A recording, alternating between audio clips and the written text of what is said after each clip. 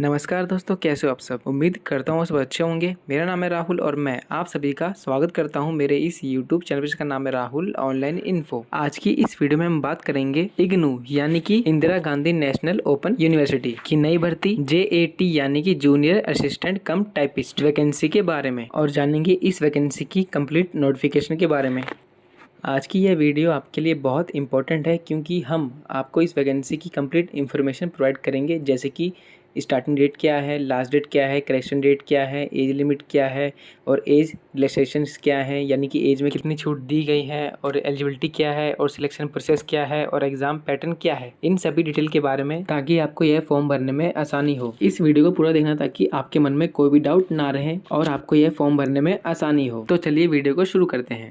सबसे पहले बात करते हैं इस फॉर्म की इंपॉर्टेंट डेट्स के बारे में कि फॉर्म की स्टार्टिंग कब होगी, लास्ट डेट कब होगी, करेक्शन डेट क्या होगी। तो यह फॉर्म 22 मार्च 2023 को स्टार्ट होगा और फॉर्म की लास्ट डेट रहने वाली है 20 अप्रैल 2023 को रात 11:50 तक। और अगर आप इस फॉर्म को भरने में कुछ गलती कर देते हो तो आपके फॉर्म में सुधार करने की डेट रहेगी 21 अप्रैल से लेकर 22 अप्रैल रात को 11:50 तक। इस समय तक आप अपने फॉर्म में करेक्शन कर पाओगे। और अब बात करते हैं फीस के बारे में कि किस कैटेगरी के लिए क्या फीस रखी गई है। तो अनरिजर्व्ड यानी कि UR और OBC NCL यानी कि नॉन क्रीमी लेयर और EWS के लिए फीस रहने वाली है 1000 रुपए और SC ST फीमेल कैटेगरी के लिए फीस रहेगी 600 रुपए और PWBD यानी कि पर्सन विद बेंचमार्क डिसेबिलिटी के लिए फीस रहेगी नील यानी कि 0। तो PWBD का मतलब है डिसेबल्ड पर्सन, तो डिसेबल्ड पर्सन के लिए फीस यहाँ पर 0 रहने वाली है। और अब बात करते हैं एलिजिबिलिटी और पोस्ट डिटेल्स के बारे में। इस फॉर्म को भरने के लिए क्या एलिजिबिलिटी है और कितनी पोस्ट किस कैटेगरी के लिए वैकेंट है। तो सबसे पहले बात करते हैं नेम ऑफ पोस्ट यानी कि जूनियर असिस्टेंट कम टाइपिंग JAT की पोस्ट है और जो पे स्केल है वो लेवल 2 का रहेगा 7 CPC का, जो कि 19,900 से लेकर 63,200 तक होता है। और इस फॉर्म को भरने के लिए आपकी एज लिमिट रहने वाली है 18 से लेकर 27 साल, यानी कि कम से कम आपकी उम्र 18 साल होनी चाहिए और 27 साल की उम्र तक आप इस फॉर्म को भर सकते हो। और इसके बाद बात करते हैं वैकेंसीज के बारे में। तो यहाँ पर जनरल कैटेगरी के लिए 83 वैकेंसी है और SC के लिए 29 वैकेंसी है और ST के लिए 12 वैकेंसी है और OBC के लिए 55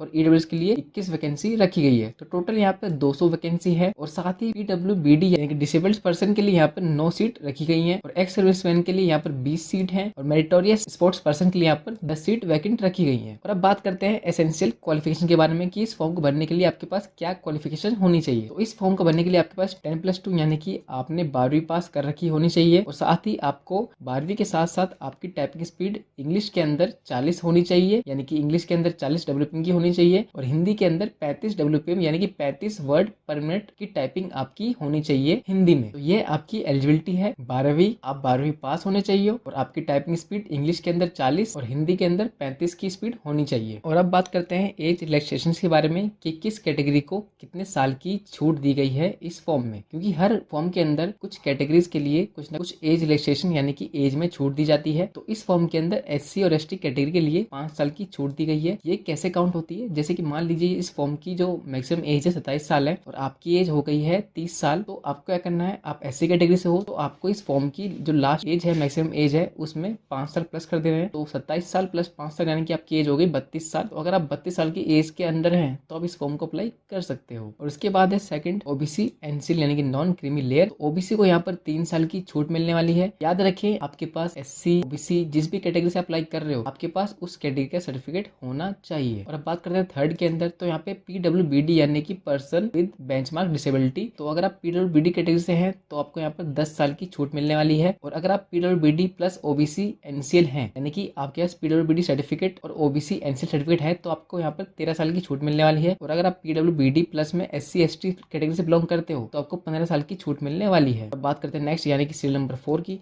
तो यहाँ पे है ex serviceman and commission officer including ECO SSCO। तो यहाँ पर आपको जो पीरियड होता है मिलिट्री सर्विस का, यानी कि जो एज होती है मिलिट्री सर्विस की, सर्विस एज प्लस में एक्स्ट्रा आपको उसमें 3 साल प्लस दी जाएंगे। आप उस एज तक इस फॉर्म को अप्लाई कर सकते हो। और उसके बाद है 5 सीरियल नंबर पे डिसेबल्ड डिफेंस सर्विस पर्सनल। तो यहाँ पर आप अगर डिसेबल्ड डिफेंस सर्विस पर्सनल से हैं तो आप यहाँ पर 45 साल की उम्र तक इस फॉर्म को भर सकते हैं। और अगर आप disabled defence service person SC ST से हैं तो आप यहाँ पर 50 साल की उम्र तक इस फॉर्म को भर सकते हैं। और 6 में है window, divorce women, women judicially separated and वो आर नॉट मैरिड। विधवा या फिर जिनका डिवोर्स हो गया है और जो जुडिशली सेपरेट यानी कोर्ट द्वारा अलग हो चुके हैं, जिन्होंने दोबारा शादी नहीं की है, वह इस फॉर्म को 35 साल की उम्र तक भर सकती हैं। और सेकंड इसमें है विडो है या फिर डिवोर्स वुमेन है और जुडिशली सेपरेटेड है। तो जो महिलाएं विडो हैं, डिवोर्स वुमेन है और जुडिशली सेपरेटेड हैं और उन्होंने शादी नहीं की है और SC ST कैटेगरी से बिलोंग करती हैं, तो वह इस फॉर्म को 40 साल की उम्र तक भर सकती हैं। और 7th सीरियल नंबर में है मेरिटोरियस स्पोर्ट्स पर्सन, तो यहाँ पर आपको 5 साल की छूट मिलेगी। फिर सेकंड में है मेरिटोरियस स्पोर्ट्स पर्सन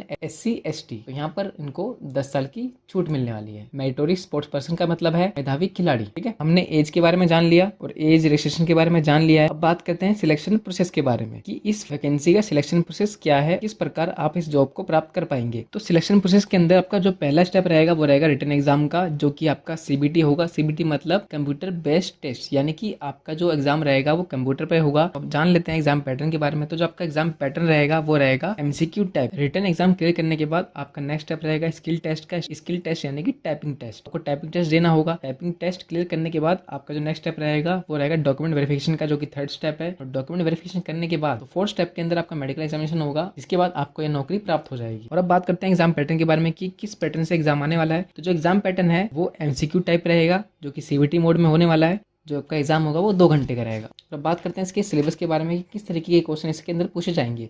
तो जो क्वेश्चन रहेंगे वो रहेंगे MCQ टाइप, जो कि आपका 5 भाग के अंदर डिवाइड होगा। और इस एग्जाम की ड्यूरेशन रहेगी 2 घंटे की, यानी कि ये एग्जाम का 2 घंटे का रहने वाला है, जिसके अंदर 5 भाग है। अब जान लेते हैं इन 5 भागों के बारे में। इसके पहले भाग के अंदर है जनरल अवेयरनेस, जिसे कि आप GK भी बोलते हो, जनरल नॉलेज बोलते हो। इसके अंदर आपके 30 क्वेश्चन आएंगे और 30 क्वेश्चन आपके 30 नंबर के रहने वाले हैं, यानी कि एक क्वेश्चन आपका 1 नंबर का रहने वाला है। और दूसरे भाग के अंदर है रीजनिंग एंड जनरल इंटेलिजेंस, तो यहाँ पर आपके 30 क्वेश्चन रहेंगे और 30 नंबर के रहेंगे, यानी कि एक क्वेश्चन यहाँ पर भी 1 नंबर का रहने वाला है।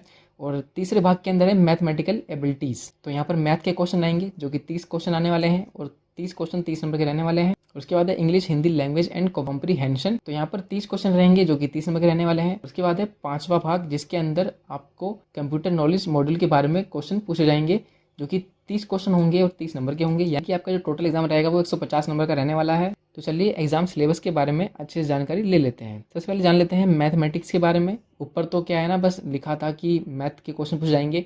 अब क्वेश्चन कौन से पूछ जाएंगे, बच्चे कंफ्यूज रहते हैं कि अंदर पूछा क्या जाएगा, किस तरीके के क्वेश्चन आएंगे। वो गूगल करते हैं, सही से डिटेल्स उनको मिल नहीं पाती है। तो यहाँ पर सब दिया गया है। जैसे कि आप मैथ में देखेंगे तो मैथ में आपके नंबर सिस्टम्स होंगे, फंडामेंटल एरिथमेटिकल ऑपरेशंस के क्वेश्चन पूछ जाएंगे और एलजेब्रा और geometry, mensuration, trigonometry, statics and probability के क्वेश्चन यहाँ पर पूछे जाएंगे। तो आपको यह पूरे टॉपिक्स कवर कर लेना है, जो भी आएगा इसमें से आएगा, इसके बाद कुछ भी नहीं आने वाला है। और इसी के बाद यहाँ पर रीजनिंग के बारे में दिया गया है कि रीजनिंग में किस प्रकार के क्वेश्चन आपसे पूछे जाएंगे। तो यही सब टॉपिक्स हैं, आप इनका स्क्रीनशॉट ले लीजिए या फिर इसको वीडियो को रोक के इसको आराम से पढ़ लीजिए। उसके बाद है हिंदी भाषा एंड बोधगम्यता। तो हिंदी के अंदर इस तरीके के क्वेश्चन आएंगे, जैसे कि शब्दावली, व्याकरण, वाक्य संरचना, पर्यायवाची, विलोमार्थक शब्द, इस तरीके के यहाँ पर क्वेश्चन आपसे पूछे जाएंगे। इसके बाद है इंग्लिश लैंग्वेज एंड कॉम्प्रीहेंशन, तो यहाँ पर vocabulary, grammar, sentence structure, synonyms, एंटोनियम्स, इस टाइप के यहाँ पर क्वेश्चन आपसे पूछे जाएंगे। इसके बाद है जनरल अवेयरनेस यानी कि GK। इसके अंदर जो भी करंट इवेंट्स होते हैं भारत में या फिर भारत के जो पड़ोसी देश हैं उनके अंदर कुछ बीतता है या फिर कुछ बड़ा होता है या फिर कुछ न्यूज़ होती है, तो उसके बिहाफ में यहाँ पर क्वेश्चन बनते हैं इसके अंदर। और इसके साथ साथ में जो भारत के जो पड़ोसी देश हैं उन कंट्री के बारे में यहाँ पर क्वेश्चंस आते हैं। और साथ ही history, culture, geography, economics, science, general policy and scientific research के बारे में यहाँ पर क्वेश्चन पूछे जाते हैं GK के अंदर। और इसके बाद है कंप्यूटर नॉलेज मॉड्यूल। तो ये GK, रीजनिंग, ये सब तो पुराना है लोगों के लिए, सबको पता है इसके बारे में, लेकिन जो कंप्यूटर नॉलेज मॉड्यूल है ये कुछ नया है। इसके अंदर टॉपिक्स देख लीजिए, कंप्यूटर के बारे में जो बेसिक्स हैं उससे रिलेटेड क्वेश्चन यहाँ पर आने वाले हैं, जैसे कि organisation of computer, central processing unit, input device क्या है, आउटपुट डिवाइस क्या है, और मेमोरी किस प्रकार की होती है, और बैकअप डिवाइसेस क्या है, और पीसी के अंदर कौन कौन से पोर्ट्स होते हैं, और विंडो एक्सप्लोरर क्या है, और कीबोर्ड के शॉर्टकट्स, यानी कि कौन से कीबोर्ड के शॉर्टकट से क्या काम होता है।